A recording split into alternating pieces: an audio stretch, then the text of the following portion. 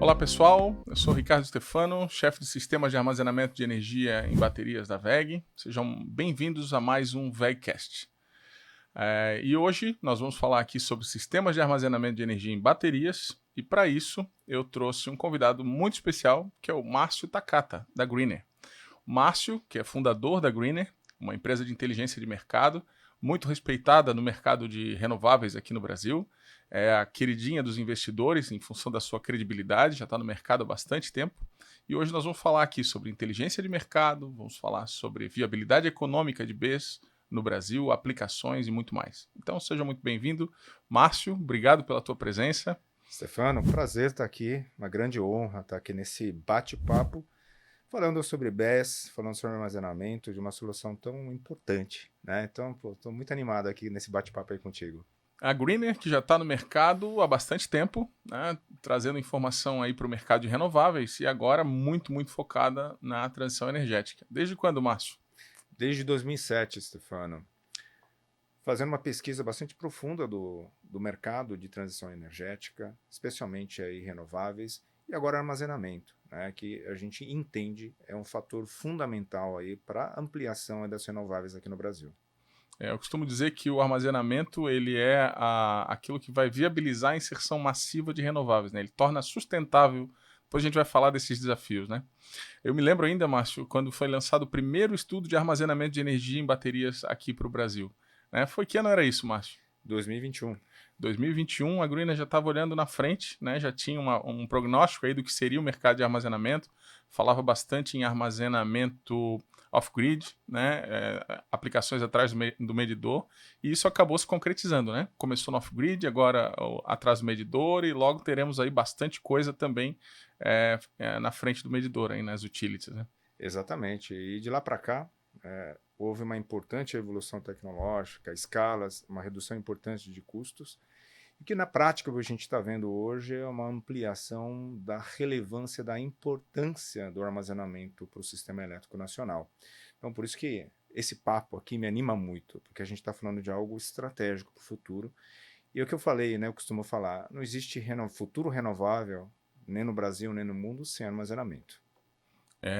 Especialmente quando a gente trata aí de fontes renováveis, de flexibilidade para o sistema e tudo mais, né? Muito legal. Mas, Márcio, por que armazenamento? Por que a gente precisa armazenar energia? Por que armazenamento? Né? Simplesmente porque o nosso futuro é renovável. Né? Esse futuro renovável depende de flexibilidade. Então, armazenamento ele tem uma característica muito importante, é trazer flexibilidade a uma matriz energética que cada vez mais será renovável, né? Será solar, eólica sobretudo. E o armazenamento tem essa característica de permitir que uma geração solar durante o dia, né, essa energia possa ser utilizada com eficiência nos horários onde o sol não está brilhando, onde o vento não está girando as turbinas. Então, trazer essa característica de flexibilidade é um ponto fundamental. E não é só isso. A gente está falando também de confiabilidade, outro um atributo muito importante para todos os sistemas elétricos no mundo inteiro e aqui no Brasil também. Portanto, o que eu digo, não existe futuro renovável sem armazenamento de energia. E o BESS, a solução de bateria, a gente vai falar um pouquinho disso aqui daqui a pouco, ele ganhou e vai ganhar aí uma eficiência muito importante tecnológica e, sobretudo, econômica, permitindo que, de fato, a gente tenha uma solução eficiente e promovendo aí uma energia renovável e barata para o consumidor. Então, BESS é um elemento central dentro desse processo. Sem dúvida é um elemento chave para a transição energética, né? A gente fala nessa questão da transição energética como algo, por exemplo, a questão da mobilidade elétrica, né? A gente vai colocar veículos elétricos a carregar no grid. Será que vai ter energia para isso? Será que vai ter demanda? Será que as concessionárias vão conseguir entregar energia lá na ponta? E o BES ele tem essa característica, ele vai ajudar em vários aspectos, dentre eles a mobilidade elétrica.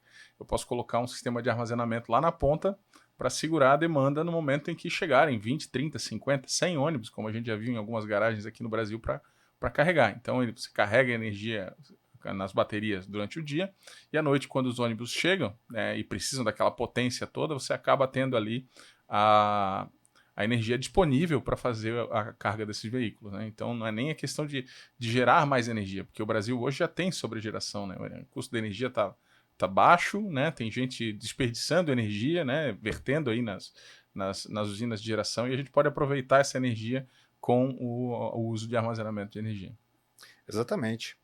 É permitir que com mais flexibilidade a gente tenha uma utilização mais eficiente dessa energia e também da infraestrutura, né? Uma coisa é ter energia, outra coisa é entregar de forma eficiente quando a gente precisa dessa energia. E o BESS, né, a solução de armazenamento, pode tornar isso muito mais eficiente, reduzindo a necessidade, por exemplo, de reforços de transmissão ou distribuição em algumas regiões, evitando investimentos que eram desnecessários, que poderiam ser evitados, permitindo que a gente tenha um uso mais equilibrado da energia. É o que a gente sempre diz, é equilibrar a geração e a demanda, né? Quando a gente fala de renováveis, né, quem dá as cartas é a natureza. Quando vai ter sol, você tem energia, quando vai ter vento, você tem energia, mas quando você precisa da energia e não tem sol e não tem vento, faz o quê, né? Então aí entra o armazenamento. Poxa, Márcio, muito legal, muito legal. A gente tem aí várias aplicações para armazenamento, né? E um dos medos, né? Dos preconceitos com baterias é dizer que bateria é caro. Eu me lembro lá no teu estudo de 2021, 1 megawatt-hora de bateria custava acima de 4 milhões. É um estudo, inclusive, que foi utilizado pela EPE para fazer as primeiras análises. Poxa, isso dá uma credibilidade monstruosa para o Greener, né? E aquele estudo estava correto. Naquela época, 2, 3 anos atrás, a gente tinha aí 4 milhões e pouco por mega. Como é que isso evoluiu? A gente tem os nossos preços aqui na VEG, mas queria entender de ti, o mercado, como é que enxerga isso? Como é que está encaixando isso hoje? Esse talvez seja um dos fatores, Stefano, que mais me anima a entender que o BES, muita gente imagina o BES como uma solução de longuíssimo prazo. Pelo contrário, com certeza, estrategicamente longo prazo, mas no curto prazo a gente já começa a ver um volume muito importante de aplicações com uma atratividade de investimentos bastante interessante. Obrigado por citar o nosso estudo lá de 2021 e até hoje ele continua sendo citado até pela própria EPE como referência. Isso nos motivou aí a criar um novo estudo e atualizar, porque mudou muita coisa nesses últimos 3 anos, tá? Você citou aí os 4 milhões e 200, né, reais por megawatt, que era um investimento numa solução industrial, comercial e industrial naquela época. A gente teve uma evolução muito forte da cadeia, que você acompanha muito bem também. Depois eu vou querer trocar uma ideia sobre isso aí contigo. Mas uma redução muito importante, né, do custo de equipamento, né, o tal do CAPEX. Né?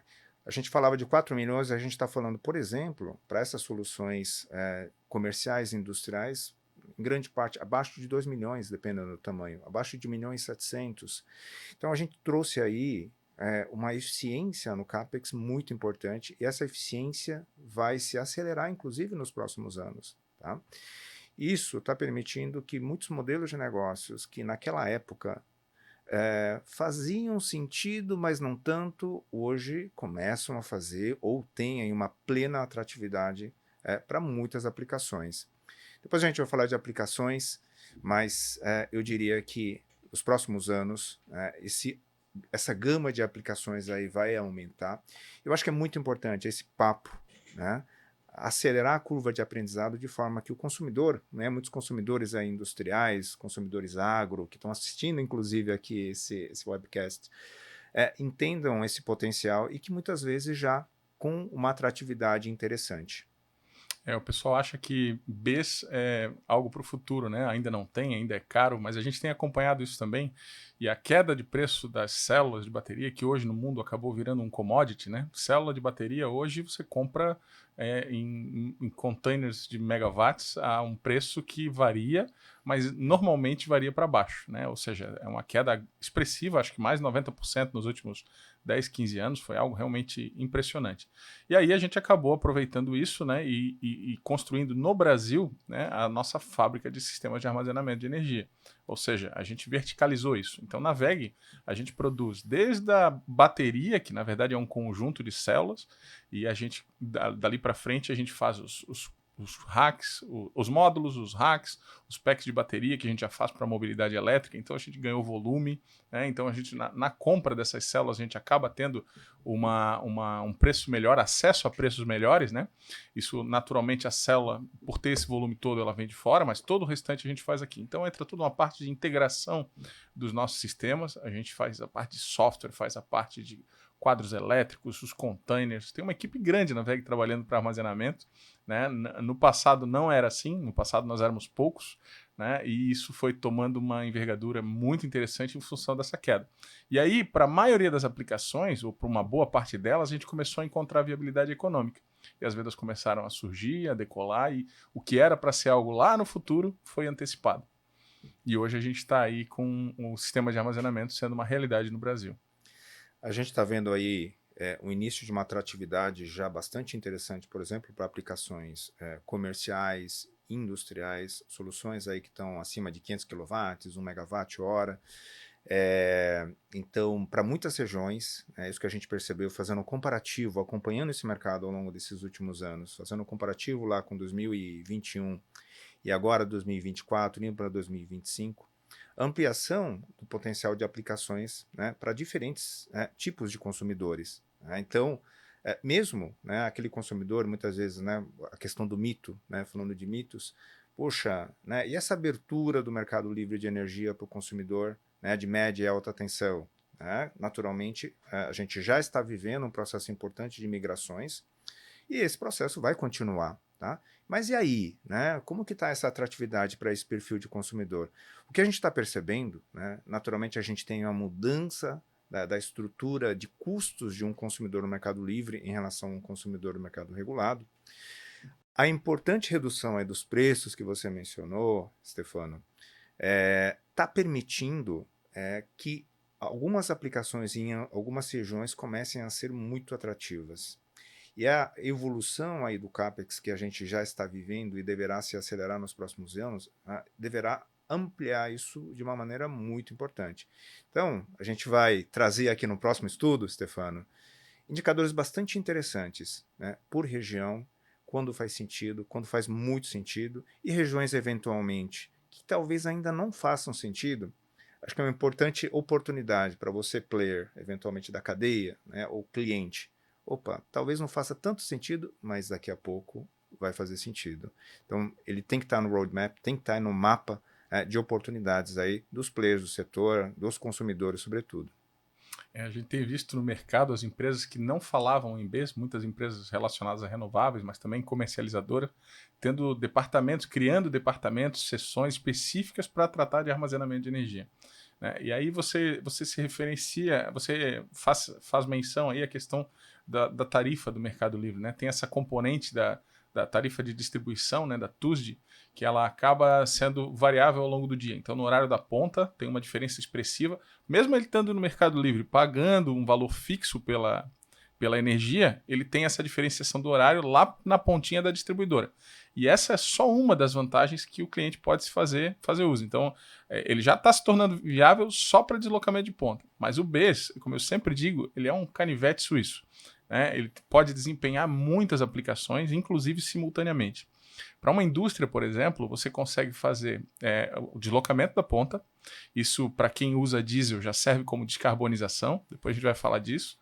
A gente consegue fazer a utilização dele como backup, ou seja, eu vou deixar de ter perdas, por exemplo, de produção quando eu tenho uma falha de energia e eu perco aquele material para extrusoras. A WEG mesmo está instalando nas suas fábricas de fios, por exemplo, sistemas de armazenamento de energia para não deixar acontecer a perda de produção. Né? Se para uma fábrica, depois a gente não tem um tempo de setup e tudo mais. Então é algo bastante relevante na composição do custo, ou seja, do empilhamento desses valores que a gente acaba deixando de gastar por estar utilizando o BES. Então a gente falou ali, um BES pode fazer correção de fator de potência, que é algo que às vezes tem um custo com multas e tudo mais, né? Ou tem que instalar sistemas dedicados, o BES pode fazer isso, inclusive simultaneamente. Ele pode usar para backup, ele pode usar para deslocar a ponta, ele pode usar para reduzir uma demanda contratada. E como você bem disse, na transmissão, na distribuição, mas também nos clientes industriais, ele pode postergar investimentos. Imagina, eu tenho lá um aumento do consumo de energia, eu vou precisar sair da média tensão para alta tensão, por exemplo. Se eu tiver o BES para suprir só aquele pico, eu consigo evitar um investimento, né? E tudo isso entra na conta, né, Márcio? Exatamente, exatamente. É super importante entender que é uma combinação de benefícios. Muitas vezes a gente mira um benefício principal, por exemplo, né, reduzir o consumo de energia na ponta, que em muitas regiões isso é altíssimo, né, a gente chama isso de delta tarifário, a diferença ponta e fora ponta. Mas naturalmente a gente tem uma série de outros benefícios que vêm junto e muitas vezes tão ou até mais importantes do que a redução do custo, né? Uma qualidade da energia que pode melhorar o processo ou reduzir os custos, né, por perda de produção, por variação de qualidade de energia. Infelizmente, Stefano, né, esse é um outro dado que a gente está levantando, isso é muito comum no Brasil. Então, muito provavelmente aqui vai ter gente que está sentindo essas dores. Né? Então, os empreendedores pelo Brasil que estão fazendo diferentes tipos de operação, já sentindo isso e, sem dúvida, a gente está vendo que isso será, sem dúvida, um caminho muito importante. Uma outra aplicação que a gente está vendo, uma aceleração muito importante, é a redução do consumo de diesel. Em muitas regiões, mesmo com acesso à energia elétrica, então, por exemplo, o setor agro, o que a gente está levantando é uma ampla região que está deixando de produzir porque não tem acesso a uma energia estável ou não tem acesso à energia ou tem um custo de geração com alta emissão de CO2, alta emissão de carbono. Então, esse é um outro segmento na qual já está se beneficiando, né, e poderá se beneficiar muito mais com soluções. E aí eu trago junto à energia solar, né, uma combinação vencedora. Né? Nas análises que a gente está fazendo, uma combinação de custos que está entregando muito mais eficiência para o produtor agrícola aí nas diferentes regiões do país. Bem, aí eu vou perguntar para você, né? Você que está vivendo isso na prática, que está ajudando esses produtores, né, esses empreendedores pelo Brasil, como que está a demanda? O que você está sentindo? Né? O que está demandando mais? Quem que é o principal player aí que vocês estão ajudando? No Brasil a gente tinha duas dificuldades, né, para fazer o BES emplacar. Uma delas era o custo, né, e finalmente a gente começou a alcançar a viabilidade econômica. Cada projeto é um projeto, a gente tem que botar na ponta do lápis o empilhamento de receita, o empilhamento de benefício, né. E uma delas era a questão do custo e outra era a regulação. Né. A regulação agora, a ANEEL está com isso na agenda regulatória para o início de 2025. Existe uma promessa e uma expectativa grande de que isso aconteça muito em breve. Mas, para a maioria dos clientes que usam isso atrás do medidor, ou seja, é um primeiro mercado que vem se desenvolvendo muito rapidamente, não existe uma restrição, porque ele acaba não injetando energia na rede. Você citou ali a questão do agro, né? O agro a gente está falando aí da penetração de renováveis. Quando você tem lá um sistema agro que funciona com diesel e você associa um solar, ele vai ali ajudar a reduzir 20%, 15% da questão do consumo de diesel. Mas quando você associa a bateria, você pode chegar a 50%, 60% de redução do consumo de diesel. Isso do ponto de vista de descarbonização, do ponto de vista para o produto em si, né? Você está vendendo um produto que ele é produzido com menos pegada de carbono. Isso faz uma diferença danada. A gente tem vários produtores que têm nos procurado com esse intuito. Uma, reduzir o custo da operação e a outra, reduzir a pegada de carbono, porque isso faz toda a diferença nos dias de hoje. Então, assim, a gente tem visto procura por qualidade de energia, né? Então, tem muita gente que pensa, mas o BES vai ajudar, é um no-break, é a mesma coisa. Não, não é a mesma coisa que um no-break. Um no-break, ele tem características específicas que um BES pode desempenhar. Mas o BES, ele consegue desempenhar muito mais funcionalidades do que um simples no-break. Falei ali, correção de fator de potência, redução de demanda, né, alto consumo, né? A gente tem aí projetos de solar, por exemplo, que estão sendo impedidos de ser executados por a questão da redução de fluxo. Né? O BES ele é uma solução, sem dúvida, para inversão de fluxo, perdão. Para inversão de fluxo, né? Ou seja, eu consigo aumentar o alto consumo de uma unidade produtora de GD, né? E aproveitar essa energia usando as próprias baterias, né? Então, assim, é algo que a gente tem visto bastante procura, Márcio. Esse ano a gente bateu todos os recordes aí de aplicações diferentes para BES E todas elas comerciais. A gente vinha de uma fase aí de P&Ds, graças àquele programa da ANEEL espetacular, que ensinou o Brasil a usar BES. Eu acho que a gente tem que fazer menção aqui, porque realmente foi algo que a gente já está nisso desde 2016, né? Que a ANEEL lançou a chamada 21. Então, assim, o Brasil aprendeu a utilizar sistemas de armazenamento de energia. Desenvolveu localmente uma cadeia de produção para armazenamento de energia. Verticalizando com a queda dos preços das baterias, somando a verticalização à queda do preço, a gente conseguiu alcançar a viabilidade econômica, né? Então agora a gente tem aí um céu azul pela frente para poder ajudar esses empreendedores a ter sistemas mais eficientes e mais sustentáveis. Entender quais são os benefícios, né? Por que eles estão contratando as soluções de BES? Só para ter uma ideia, né? Que indústrias, que perfil de consumidores estão efetivamente demandando BES? Excelente pergunta, Márcio. Eu acho que é bacana abrir essa oportunidade para a gente dizer o que já existe, né? Onde é que a gente já está. Né? Eu até anotei aqui vários, são muitas áreas diferentes, onde a conta já fecha. Né? A gente tem, por exemplo, projetos na indústria alimentícia. Tá? Várias indústrias que compram isso para evitar perdas de produção. Ele funciona lá como um grande sistema de backup, mas ele também ajuda na qualidade de energia. E aí você agrega valor. A gente, por exemplo, tem uma topologia de armazenamento que ela evita, por exemplo, microcortes na energia. Isso é um problemaço. Tem empresas sofrendo muito com isso. Né? A concessionária entrega energia, mas às vezes tem os picos, né, de um chaveamento, alguma coisa na rede. Então a gente tem uma topologia que a WEG introduziu ao mercado no ano passado, que é bastante interessante, onde você consegue melhorar a qualidade da energia, com toda a segurança de um sistema de alta criticidade. Então, indústria de alimentos, nós já instalamos. No agronegócio, nós já temos alguns sistemas instalados para pivôs de irrigação, né, aumentando a penetração de renováveis, né, e evitando aí reduzindo o gasto com diesel, descarbonizando também. Sistemas hotelaria, né, ou seja, hotéis, resorts. Nós temos aí já uns 4, 5 hotéis e resorts que deixaram de utilizar o diesel, por exemplo, no horário de ponta e quando falta energia, eles deixaram de utilizar para usar o BES. E estão economizando e estão descarbonizando a sua operação. Reduzindo o custo da energia, porque está reduzindo o horário de ponta. Sem dúvida. São vários benefícios. Aquela ideia de sempre do canivete suíço empilhando benefícios, né? A gente tem aí micro-redes, sistemas isolados, questão da universalização da energia, tem programas do governo onde a WEG já participa levando energia para clientes ou consumidores que não têm acesso à energia. Então essa questão da universalização da energia, a WEG está presente aí também, né? E sistemas de produção de papel, as famosas papeleiras, né? Onde a atmosfera é super agressiva. Isso é um outro ponto legal da gente tratar, porque assim, você comprar um BES genérico, né? Uma caixa preta e colocar ela numa aplicação, por exemplo, perto do mar, numa plataforma de petróleo ou numa papeleira onde a atmosfera é muito agressiva, a WEG já lida com isso há muito tempo. A gente faz coisa para papeleira, para óleo e gás. Então, assim, para nós é muito fácil, a gente está acostumado com esse tipo de aplicação crítica. Né? Então, quando surge um projeto assim, para nós é o nosso dia a dia. Né? Então, assim, ele já sai de fábrica com todas as proteções necessárias. Tropicalização é algo muito importante em armazenamento de energia, porque a gente tem aí sistemas vindo de fora que não estão preparados para operar 45, 50 graus, como muitas vezes a gente tem a temperatura em cima desses equipamentos na rua. Né?